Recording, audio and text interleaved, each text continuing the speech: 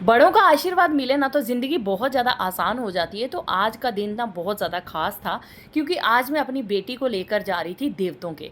मतलब पहली बार बेटी को घर लेकर आई हूँ, तो फिर मैं उनको ले जा रही थी आज देवतों के। तो देवतों के माथा टेकना बहुत ज़्यादा ज़रूरी होता है। पहले मैं नहीं जा पाई कुछ रीज़न की वजह से, इस वजह से मुझे अब जाना पड़ रहा है और मैं आज जा रही हूँ अपने देवतों के माथा टेकने। तो अपनी बेटी को ले जा रही हूँ। तो जब मैं प्रेग्नेंट थी तो बस यही मतलब दिल में रखा था कि जब भी बेटी मतलब बच्चा हो जाएगा तो उसके बाद मैं पहले सबसे पहले मतलब देवताओं के आऊँगी माथा टेकने। तो बस कुछ दिन ऐसे निकल गए हैं, पता भी नहीं चला, और कुछ ऐसा था कि मतलब मैं जा भी नहीं पाती अभी, मतलब कुछ ऐसा था। तो अभी फ़िलहाल सब नॉर्मल है, तो मैं जा रही हूँ आज देवताओं के। तो हम हो गए रेडी, मैंने पहनी है इस तरह के शरारा सूट पहन लिया आज, क्योंकि ये ड्रेस पड़े ना मेरे वहीं पे जम्मू में ही रहते हैं। जब मैं जाती हूँ बस उतने ही दिन पहनती हूँ, वो भी नहीं पहने जाते, क्योंकि इस तरह के ड्रेसेस में गर्मी लगती है, आप डेली इस तरह के ड्रेस तो वेयर कर नहीं सकते हो। सो मैं वहीं पे इनको छोड़ आती हूँ, यहाँ लाती भी नहीं हूँ। तो मुझे ऐसा लगता है कि ले जाना चाहिए, पहनना चाहिए, बट मैं यहाँ लेकर नहीं आ पाती हूँ इतना सामान, तो ये वहीं रह जाते हैं और बस जब जाओ एक दो बार पहनो और फिर दोबारा छोड़ कर आ जाओ। तो ऐसा रहता है। तो मैंने ये ड्रेस पहनी, लेकिन इसका ना पीछे से ना जो लाइनिंग थी वो ऊपर की ओर खिंची हुई थी, तो मैंने ना ध्यान ही नहीं दिया। मतलब पूरा दिन वो लाइनिंग ऐसे खिंची रही। यही फ़र्क होता है औरतों में और मर्दों में, ठीक है। मेरे साथ सब जेंट्स लोग थे, इसलिए उन लोगों को ना इस चीज़ का बिल्कुल पता नहीं चला कि मेरी शर्ट पीछे से ऊपर खींची हुई है, और ना ही मैंने ध्यान दिया कि मैं पीछे मुड़ के देख लूँ, क्योंकि लाइनिंग ना ऊपर की ओर मतलब जुड़ गई थी कहीं पे, और उसकी वजह से नीचे से शर्ट ऊपर हो गई थी। तो ये पूरा दिन ऐसे ही रही मेरी शर्ट। तो फाइनली ये दुपट्टा हैवी वाला दुपट्टा है इसके साथ, बट मैंने ना लाइट सा दुपट्टा लिया, क्योंकि बेटी को उठा के लेकर जाना है, तो इतना हैवी दुपट्टा लेके नहीं जा सकती। तो मैंने दुपट्टा लाइट वाला ले लिया, नॉर्मल वाला। यही दुपट्टा मैं हर एक ड्रेस के साथ ले लेती हूँ तो मेरे को ना ऐसा लगता है कि थोड़ा हल्का है, तो चलो यही ले लेती हूँ। फिर उसके बाद हम लोग सब रेडी हो गए। कुशाग्री भी यहाँ पे ड्रेस पहन के रेडी हो गई हैं, और उनकी ये जीन्स मैंने अभी पीछे ली थी थोड़े दिन पहले। सो वो पतली पतली हैं ना, तो इसलिए उनको कपड़े थोड़े लूज़ लूज़ ही रहते हैं। सो हम सब रेडी हो गए हैं, और कुशाग्री कैमरे के सामने खड़े हो गए ना, कुछ स्टाइल वाइल बनाती रहती हैं अपने आजकल। मैं कहा ठीक है भैया, थोड़ा सीख लो इसी तरह से तुम भी ना, थोड़ा सा एक्टिंग वैक्टिंग करना, थोड़ा डांस वांस करना, हर चीज़ लाइफ में ज़रूरी है। पढ़ाई भी, एक्टिंग भी, और स्पोर्ट्स भी, हर चीज़ ज़रूरी है। फिर उसके बाद हम लोग घर से निकल गए, साथ में ही पापा भी जा रहे हैं। पापा बोल रहे थे मुझे जाना है थोड़ा मंडी में, जाऊँगा मैं अपना काम के लिए। मैंने कहा नहीं, आप बाद में चले जाना, हमारे साथ देवताओं के माथा टेकना पक्का जाओगे। तो फिर उसके बाद आप लोग ज़रूर पूछोगे कि देवरानी कहाँ है। तो देवरानी मेरी मायके गई हुई है इन दिनों में। सो हम लोग निकल गए अपने देवताओं के लिए। सो अभी यहाँ पे रास्ते में हम लोग पहुँचे, तो फिर उसके बाद मेरे पति ने यहाँ से मिठाई ली। ठंडी खुई की मिठाई ना काफ़ी ज़्यादा फेमस होती है, जो लोग यहाँ रहते हैं सबको पता है। तो ठंडी खुई से हमने बर्फ़ी ले लिया, और फिर उसके बाद हम लोग निकल गए रिंग रोड से होते हुए अपने देवताओं के। तो हमारे देवते थोड़े से दूर हैं, बुआ दाती जी कहते हैं हम उनको, और वहाँ पे मतलब थोड़ा सा दूर है वो। उसके बाद हम लोग गाड़ी में पहुँच गए वहाँ पे। यहाँ से एक रोड जाता है, रिंग रोड से ही लिंक जाता है एक रोड, तो उसी रोड पे हम लोग चले गए, और बस थोड़ी देर के बाद हम वहाँ देवताओं के पहुँच गए थे। तो यहाँ पे थोड़ा सा रोड भी थोड़ा सा कच्चा वाला है, सो हम लोग बिल्कुल पास ही गाड़ी लेकर आ गए थे। और ये सामने मंदिर है, आपको दिख रहा है। हम सब लोग उतर गए हैं अभी, और हमारी क्यूटी पाई भी उतर गई हैं, पापा भी आ गए हैं, सब लोग हम जा रहे हैं। और क्यूटी पाई को पहली बार अपने देवताओं के माथा टिकवाने लाई हूँ, क्योंकि यहाँ पे आना बहुत ज़्यादा ज़रूरी था मेरा। बाकी कुछ काम हो या ना हो, बट ये काम बहुत ज़्यादा ज़रूरी था, मुझे यहाँ पे माथा टेकने ज़रूर आना था। सो मैं देवरानी को भी अपने साथ लाना चाहती थी, बट वो अपने मायके चली गई थी, तो इसी वजह से फिर मेरे को ऐसा हो जा रहा था कि कुछ कॉम्बिनेशन बैठ नहीं रहा था। पहले मैं यहाँ आ नहीं पाई, और अब जब मैं आने लगी तो फिर वो यहाँ नहीं थी, फिर हम लोग आ गए। तो फाइनली हम मंदिर में पहुंच जाते हैं, एंड ये है मंदिर, बुआ दाती जी का मंदिर। तो आ गए अभी हम मंदिर के अंदर, और अब हम सबसे पहले करेंगे यहाँ पे सफाई, क्योंकि ना यहाँ पे थोड़ा सा आना जाना कम ही रहता है। मतलब जैसे कोई मेल वेल होती है, या फिर जब कोई फंक्शन वगैरह होते हैं, तब यहाँ बहुत ज़्यादा लोग होते हैं। बट एक्सेप्ट दैट यहाँ पे कम कम लोग, कोई कोई आता रहता है। जैसे किसी की शादी हो जाए या कुछ भी हो, जैसे कोई फंक्शन हो, या फिर ऐसे मतलब किसी अगर बच्चा हो जाए, तब लोग यहाँ आते ही रहते हैं। तो फिर मैंने पकड़ लिया झाड़ू, और पतिदेव को बोला कि आप कहीं से पानी ढूंढ के ले आओ। सो उधर पीछे में टैंकी भी है एक, तो हम लोगों ने बस सफाई करना स्टार्ट कर दिया। तो सबसे पहले मैंने ना पूरे अंदर से बाहर से पूरे में झाड़ू लगाया।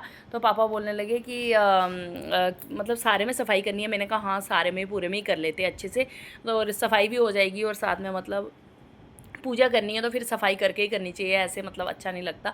सो फिर मैंने यहाँ पे पूरा अच्छे से झाड़ू वाड़ू लगाया, पूरा अंदर बाहर। और फिर उसके बाद मेरे पतिदेव पानी लेकर आ गए बाल्टी में। फिर उसके बाद मैंने थोड़ा थोड़ा करके पानी डाला, और अच्छे से पूरा पानी हमने बाद में अच्छे से डाला था। फिर और पानी ले आए थे, और अच्छे से डाल के फिर उसके बाद वाइपर के साथ ही पोछा लगाया, क्योंकि मुझे ऐसे लग रहा था कि यहाँ कपड़ा कोई मिल नहीं रहा था। तो तो फिर मेरे को ना वाइपर वहाँ था, तो मेरे हस्बैंड बोलने लगे वाइपर से ही लगा देते हैं, तो फिर हमने वाइपर ले लिया और बस पोछा लगाने मैंने स्टार्ट कर दिया। फिर मेरे हस्बैंड आगे बोलने लगे कि चलो अभी बाकी का आप कर लो और ये वाइपर पोछा मैं लगा देता हूँ जल्दी जल्दी से। तो फिर मैंने वाइपर उनको दे दिया और पानी डालती गई मैं और वो जल्दी से पोछा लगाते गए।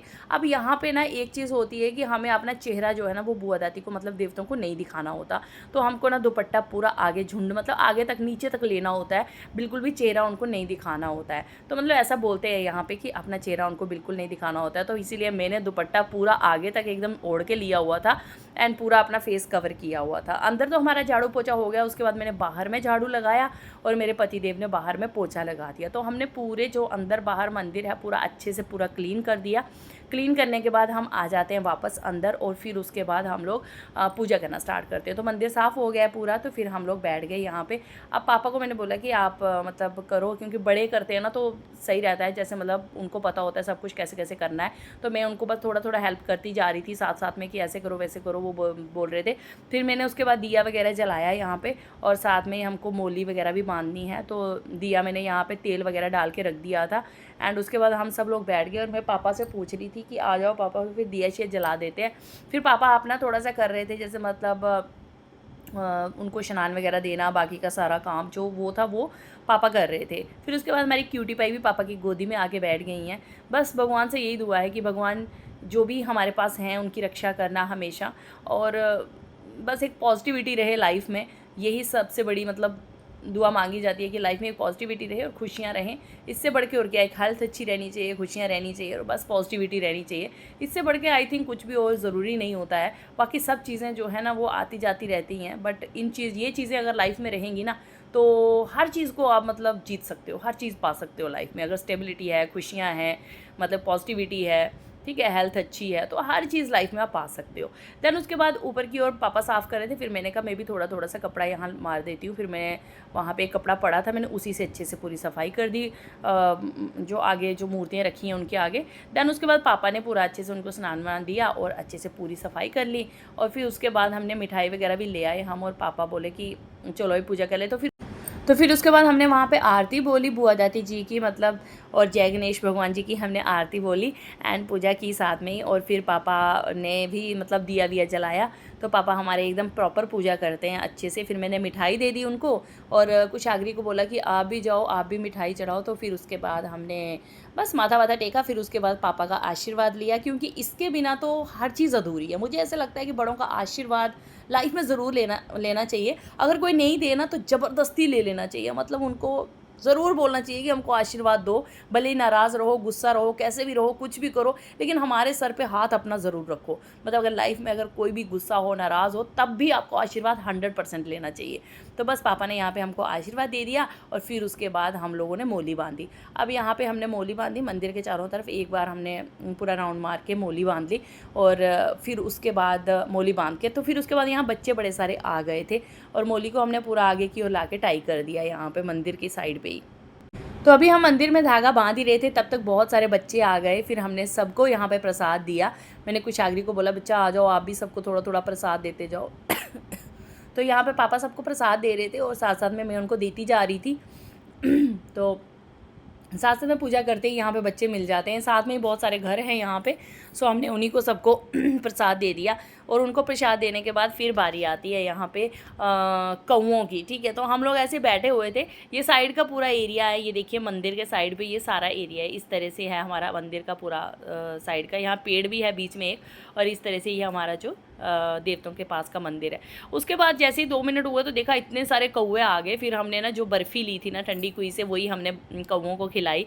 तो मैंने कुछ आगरी बोलने लगी मुझे और देना है, मुझे और देना है। तो फिर मैंने कहा ठीक है, आपको जितना दे रहा है दे दो, कौन सा ये दिन दोबारा दोबारा आता है। सो यहाँ पे जितना हो सके उतना करना चाहिए। फिर वो कुछ आगरी मार रख के भागे जा रही थी और कौवे एकदम आ जा रहे थे और उठा के ले जा रहे थे। फिर उसके बाद पापा ने उनको बोला कि धीरे धीरे आराम आराम से रखो, फिर कौवे आराम से खाएंगे। तो फिर कुछ आगरी ने आराम आराम से 1-2 बार और रखा। तो वह कौवे थे बड़े, तो वो आगे जा नहीं रही थी। फिर उसको बोला कि जाओ धीरे धीरे आगे रख कर आओ, वो फेंक के आ जा रही थी। फिर उनके पापा ने अच्छे से फैला के रखा और फिर कौवों ने यहाँ पे खा लिया।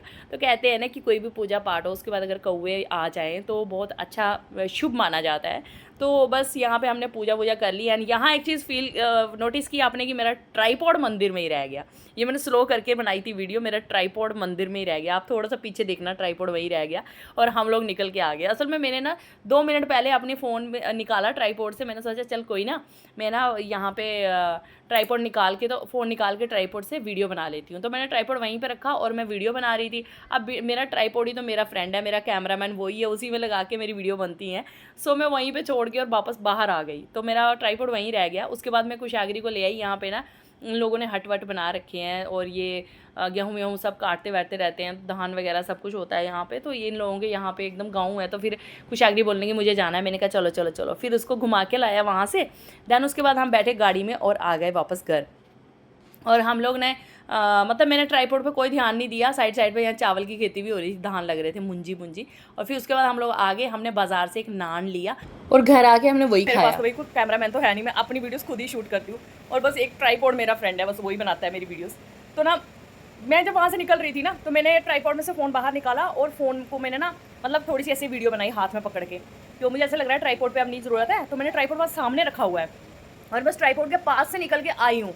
लेकिन मुझे इतना ध्यान नहीं रहा कि मुझे ट्राइपॉड घर लेकर जाना है। वहीं पे मंदिर के बाहर ही छोड़ के ना मैं आ गई वापस घर। और आपको पता है उसके रास्ते में ना एक ईंट बनाने वाली वो आई थी, भट्टी आई थी। तो मैंने अपने हस्बैंड को बोला कि चलो यार मेरे को ना ईंट वाली वीडियो बनानी है, मेरे को ईंट बनानी है, मतलब मेरा मन करे कि मैं ईंट बनाऊँ अपने हाथों से, तो आप मेरी वीडियो बनाना। तो मेरे हस्बैंड बोलने लगे कि ठीक है चलो।